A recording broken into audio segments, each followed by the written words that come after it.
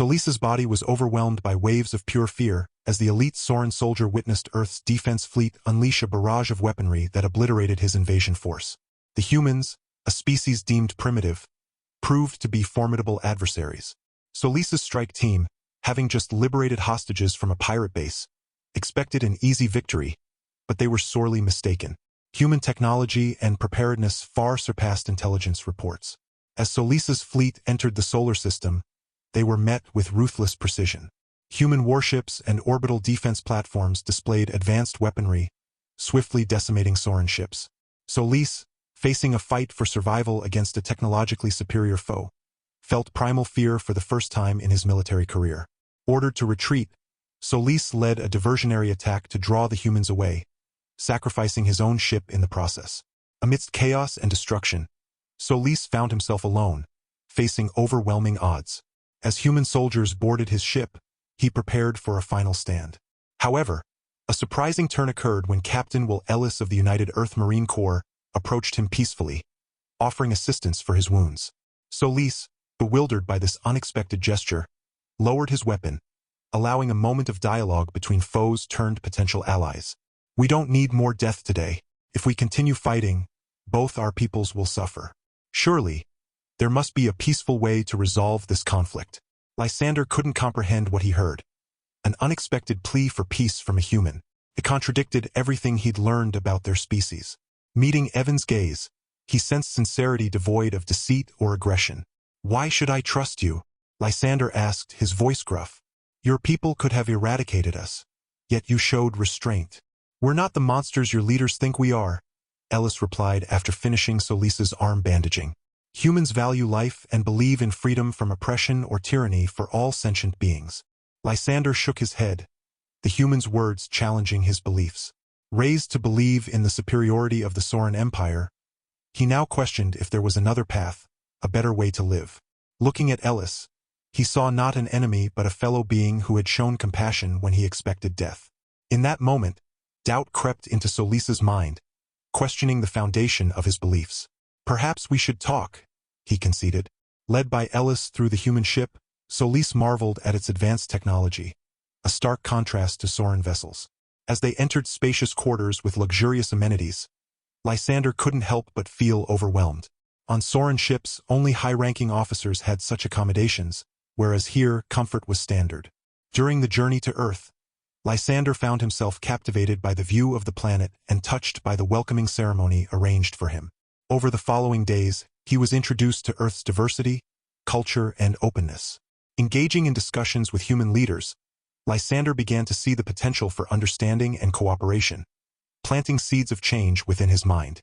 Consider the possibility of Saurians learning from humans. What if, instead of seeking conquest, they could collaborate toward common objectives? It was a radical idea contradicting his upbringing. Yet, the more time Lysander spent among humans, the more he believed it was the right path. His contemplation was interrupted by commotion outside the building where he met Earth's leaders. Alarms blared, soldiers rushed past, and Ellis entered with grim news. A Saurian fleet had attacked their orbital defenses. Lysander felt a chill. "That's impossible. I'm here under a flag of truce." Ellis explained that not all in Lysander's government supported his mission, identifying the attacker as General Soran, known for his hardline beliefs in Saurian supremacy. "I have to stop him," Lysander resolved, recognizing the attack jeopardized peace. As they left, Lysander marveled at the unexpected turn in his life, from prepared to die fighting humans to standing alongside them against his own kind. Chaos erupted in the command center as reports of Saurian attacks flooded in. Lysander witnessed horrors on video feeds. "We have to do something," Ellis declared. Lysander proposed infiltrating Soran's command ship to force a stand down. Despite risks, Lysander was determined to prevent the destruction of human values.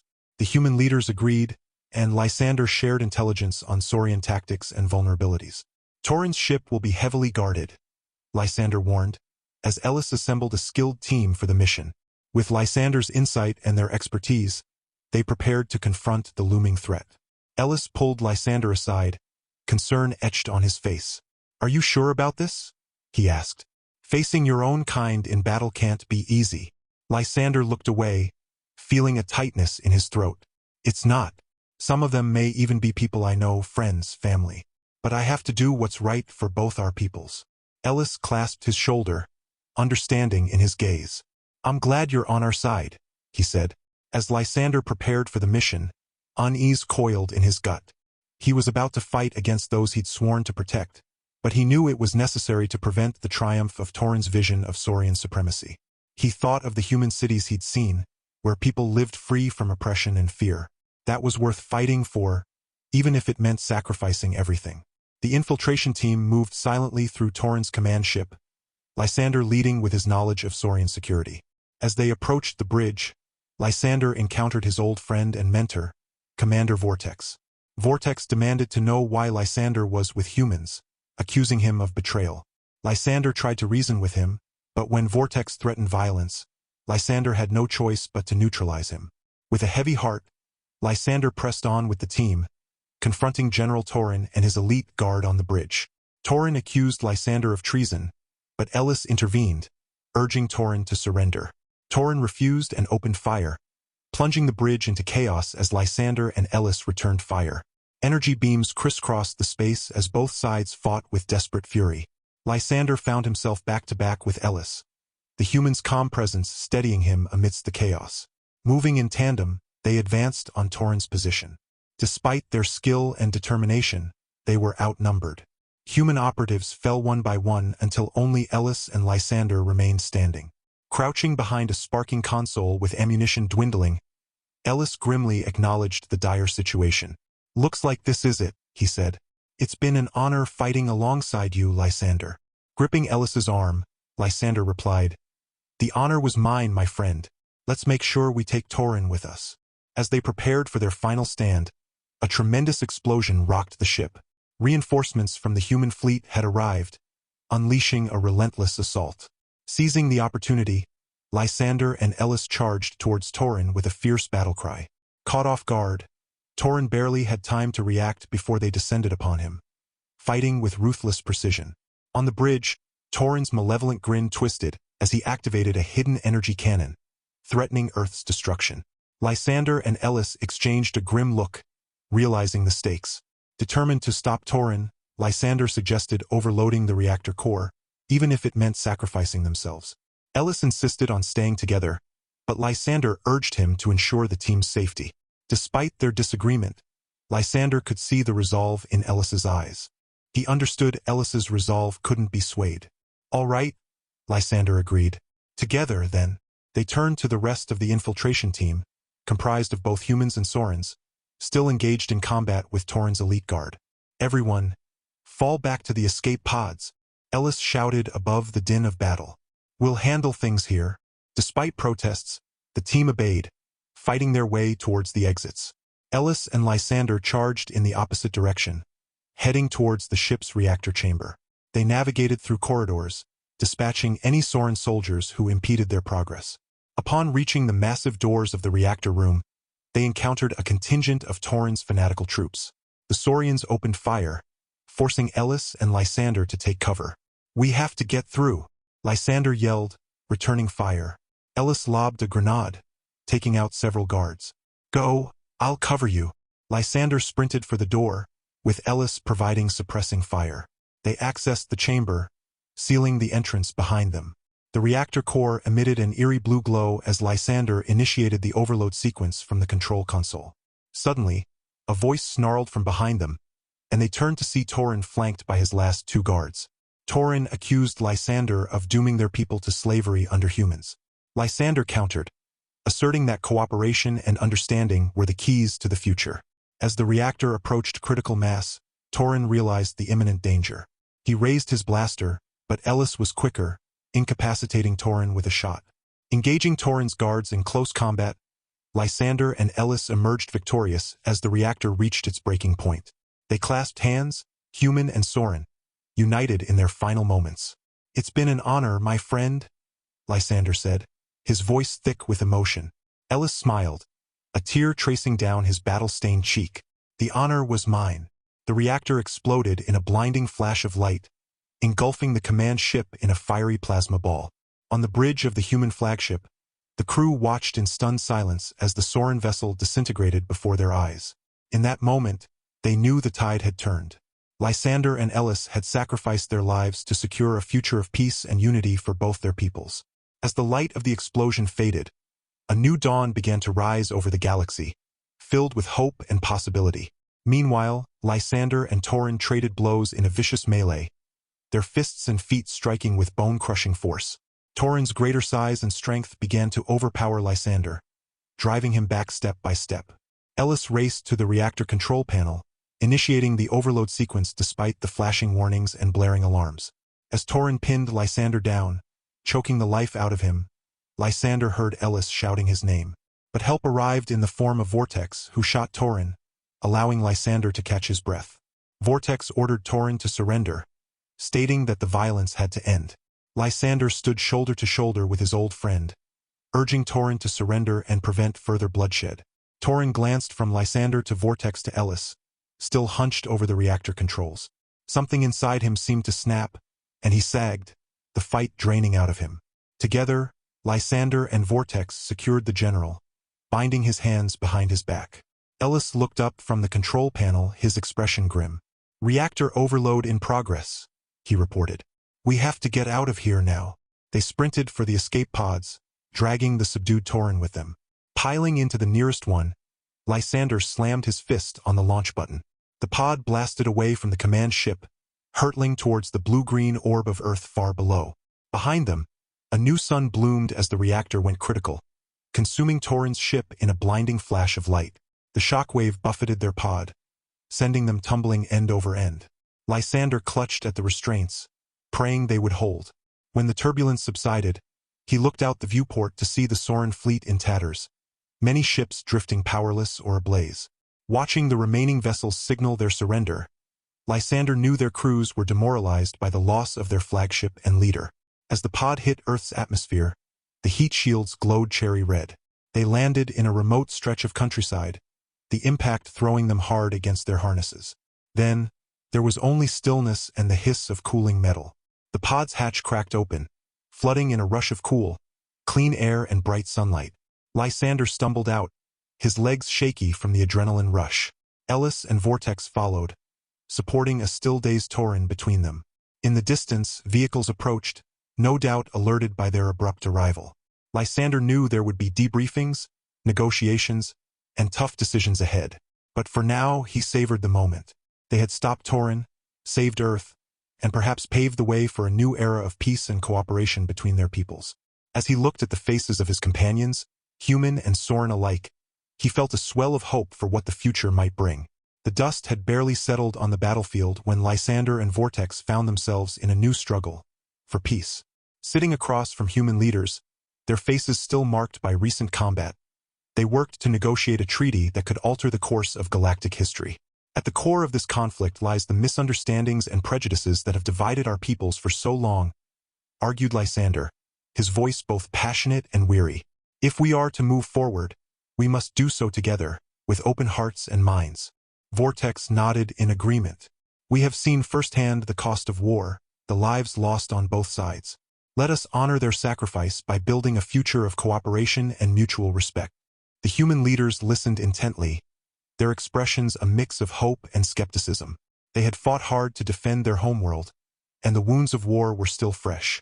But they also recognized the opportunity before them, the chance to forge a new era of peace and prosperity for all. As news of the negotiations spread, a wave of change began to ripple through Soran society. Many, especially the younger generations, had grown weary of the constant drumbeat of war and conquest. They looked to Lysander and Vortex as examples of a different path, one of dialogue and diplomacy instead of violence and domination. In the streets and halls of Soran, a grassroots movement took hold, calling for an end to the rigid caste system that had defined their culture for so long. They demanded greater freedoms, more say in the decisions that shaped their lives. It was a groundswell of hope and determination, a belief that a better future was possible. But not everyone shared this vision. In the shadowy corners of Soran society, a faction of hardliners seethed with anger and resentment. They saw the peace talks as a betrayal of everything they had fought for, a surrender to a weaker, inferior species. Their leader was Commander Kane, Soran's former second-in-command, a fierce warrior with a fanatical devotion to the old ways. He rallied his followers with fiery rhetoric and promises of glory. Lysander and Vortex are traitors to their own kind, he snarled, pounding his fist on the table. They would have us bow and scrape before the humans, forgetting the proud legacy of our ancestors. But we will not submit. We will fight on until every last human is crushed beneath our boots. As the day of the treaty signing approached, Cain and his loyalists put their plan into motion. They would strike at the heart of this fledgling peace, assassinating Lysander and Vortex, plunging both species back into the chaos of war. The Great Hall teemed with dignitaries from both worlds, a multitude of human and Soran faces united in a shared hope for the future. Lysander and Vortex stood shoulder to shoulder at the podium, their voices resounding with words of reconciliation and partnership. But even as the applause swelled, a sudden commotion erupted at the back of the room. Cain and his warriors burst in, weapons blazing, their faces contorted with hate and fury. Panic swept through the crowd as energy bolts crackled through the air, scorching walls and shattering windows. Lysander and Vortex reacted instantly, drawing their own weapons and diving for cover. Beside them, Ellis and his security team moved to engage the attackers, determined to protect the innocents caught in the crossfire. It was a scene of chaos and confusion, a whirlwind of light and sound as the two sides clashed. But even in the midst of the madness, Lysander and Vortex fought with fierce determination, driven by the knowledge that the fate of billions hung in the balance. This was more than just another battle. It was a struggle for the soul of their species, a fight to preserve the fragile alliance they had worked so hard to build.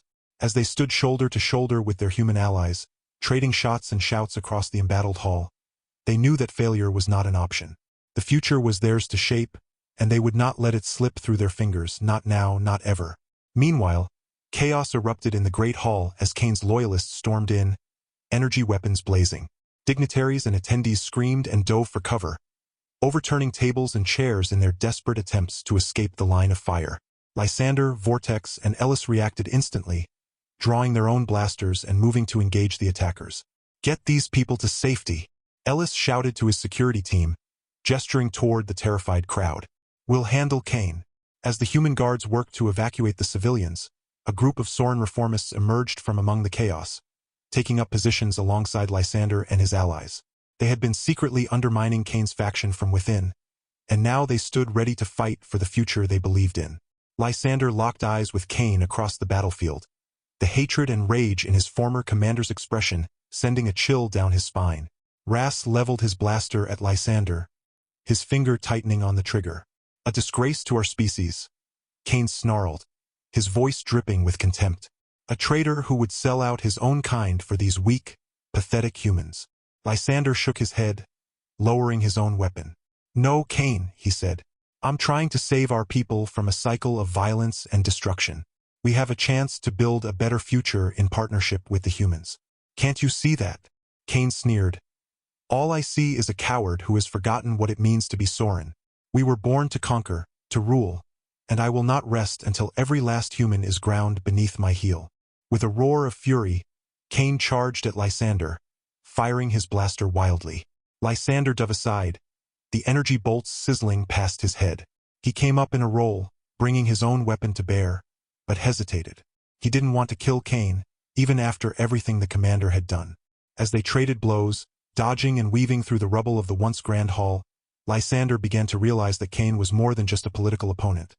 He was a symbol of the old, destructive ways of thinking that had held the Saurians back for so long. The belief in conquest and domination, the rigid adherence to a militaristic hierarchy. In that moment, Lysander understood that the only way to truly defeat Cain was not through violence, but by demonstrating the power of compassion and understanding. He lowered his blaster, holding out a hand in a gesture of peace. "Cain, please," Lysander said, his voice calm and steady. "Enough blood has been spilled in the name of our misguided cause. Think of all the sacrifices our people have made, all the lives lost. Is this really what you want our legacy to be?" Cain hesitated, a flicker of uncertainty crossing his face. For a heartbeat, it seemed as though Lysander's words might have reached him. But then Cain's expression hardened, and he raised his blaster once more. "You weak-minded fool," he growled. "You'll die just like all the rest." Just as Cain was about to pull the trigger, a blaster bolt struck him from the side, sending him crumpling to the ground. Lysander turned to see Vortex standing there, smoke curling from the barrel of his weapon. "I'm sorry, old friend," Vortex said, his voice heavy with regret. "But you left me no choice." With Kane and his loyalists restrained and the immediate threat neutralized, an uneasy calm settled over the Great Hall. Lysander and Vortex exchanged a look of relief tinged with sadness, the weight of their actions heavy on their hearts. They had fought against their own people, but they knew it had been necessary to secure a future of peace. The human and Soran dignitaries slowly emerged from their hiding spots, dusting themselves off and assessing the damage. Ellis barked orders to his security team, coordinating the removal of Kane's subdued warriors and ensuring the safety of the attendees. Lysander approached the podium, his voice steady despite the recent chaos that had unfolded. "Today, we have witnessed the length some will go to preserve the divisions of the past," he began. "But we have also seen the strength of those who believe in a better tomorrow. Let this be a turning point, a moment where we commit ourselves to the hard work of building a lasting peace between our peoples." Vortex joined Lysander at the front, adding his own words of support. "Change is never easy, but it is necessary if we are to grow and thrive as a species. We must learn from the mistakes of our past and forge a new path forward, one based on cooperation and mutual understanding." As the ceremony concluded and the treaty was signed, Lysander felt a sense of hope mingled with trepidation. He knew that the real challenge lay ahead in convincing his people to embrace a different way of life. In the months that followed, Lysander threw himself into the task of promoting democratic reforms and greater individual liberties among the Saurians. He traveled from city to city, speaking to crowds of his fellow citizens, urging them to let go of the rigid hierarchy that had defined their society for so long. "We have an opportunity to reshape our world," he proclaimed to a gathered throng in the capital square, "to create a society where every individual has a voice, where we are not bound by the circumstances of our birth. It will not be an easy journey, but it is a necessary one if we are to find our place in this new era of galactic cooperation." However, change did not come easily to the Saurians. Many of those in positions of power who had benefited from the old system resisted the reforms tooth and claw. They saw Lysander as a threat to their way of life, a dangerous radical who would bring chaos and disorder to their carefully structured civilization. Lysander found himself increasingly isolated, his supporters dwindling in the face of mounting opposition. He received anonymous threats warning him to cease his agitation or face the consequences. But he refused to be silenced, knowing that too much was at stake. During a diplomatic mission to Earth, Lysander's shuttle suddenly lurched and shuddered, alarms blaring in the cockpit. Before he could react, the craft plummeted from the sky, crashing into the ground in a remote stretch of countryside. Trapped in the twisted wreckage, Lysander lay broken and bleeding, drifting in and out of consciousness, his mind wandering to the battles he had fought, both physical and ideological. He reflected on the sacrifices he had made, the friendships he had forged and lost. "Perhaps I was foolish to think I could change an entire society," he mumbled to himself, his voice weak and distant. "Maybe some differences run too deep to be bridged." But even as despair threatened to overwhelm him, Lysander clung to the belief that his struggle had not been in vain. He had seen the spark of change in the eyes of his fellow Saurians, the yearning for a better future that could not be extinguished. He knew that others would take up the mantle of reform, carrying forward the work he had begun. As he teetered on the brink of unconsciousness, Lysander heard the whir of engines, the crunch of footsteps on shattered glass. He braced himself, expecting to be greeted by human faces, his allies from a world away. But when the hatch was wrenched open, it was Saurian hands that reached in to pull him free. Through the haze of pain, Lysander recognized the faces of his comrades, the reformists who had stood with him through the trials of the past months. "You're not alone, Lysander," one of them said, gripping his hand tightly. "Your message has reached more ears than you know. We're with you, no matter what comes." As he was loaded onto a stretcher, Lysander felt a flicker of renewed hope. The road ahead would be long and fraught with challenges, but he knew now that he was part of something greater than himself, a movement that transcended the boundaries of species and culture, united by a common vision of a galaxy at peace. Lysander awoke to the sterile white of a hospital room, the steady beep of monitors a comforting reminder of his survival. As his eyes adjusted to the light, he saw the faces of his friends gathered around him, human and Saurian alike. Evan stood at his bedside, his hand resting on Lysander's shoulder. "You gave us quite a scare there, my friend," Evan said. "But I should know better than to underestimate your resilience by now."